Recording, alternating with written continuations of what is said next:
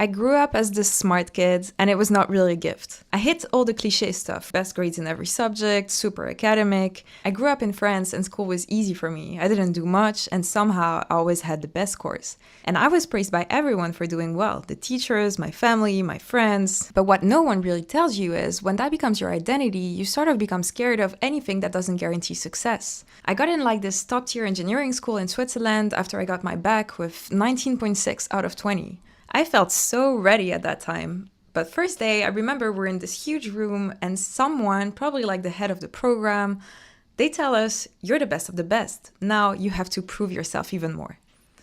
And I just remember this weird sinking feeling in my chest because suddenly I looked around and I realized everyone, hundreds of students, were the smartest kids of their class. I wasn't special anymore. And yeah, as time goes by, I am making some friends, start studying with them, and it hits me even more. I'm never going to be the smartest. In that specific environment, surrounded by these specific people, I'm not going to be the smartest. But weirdly enough, that thought was kind of freeing. Like, if I wasn't going to be the best academically anymore, maybe I didn't need to be. And that's when I started doing different things, taking on side projects, joining associations, doing a lot of random stuff that had nothing to do with my studies. Art, music, school politics, entrepreneurship.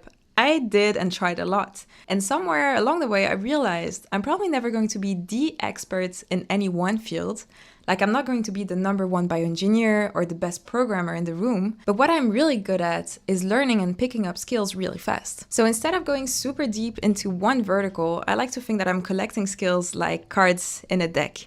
It's like I'm not climbing one ladder really high, I'm just building this giant web sideways. That's where I finally started feeling like I had my own value. I eventually won grants for a startup idea I had with my partner, and that led me to pause my studies and move to Berlin to launch the startup. Since then, I've failed a lot. But honestly, failing has never felt as scary as back then when I was trying to protect that perfect smart kid image. And that's the thing, when you grow up with that identity, it can really mess with you. You get scared to try anything you might be bad at. But the irony is, if you never risk looking stupid, you never do anything extraordinary. You end up always making the same safe choices, but you don't get to live an extraordinary life with ordinary choices. Now, honestly, I'd love to say that I'm over all of that now, but I'm not really. I'm still like riddled with performance anxiety. Even just starting this whole social media posting thing gets really stressful. But I've realized that the only way past it is just through it. You post anyway, you keep going, and that's when you start getting results. Anyway, just something I wanted to put out there, because if you were also the smart kid growing up and you're stuck overthinking or afraid to fail, I see you. And it does get better when you stop trying to be perfect.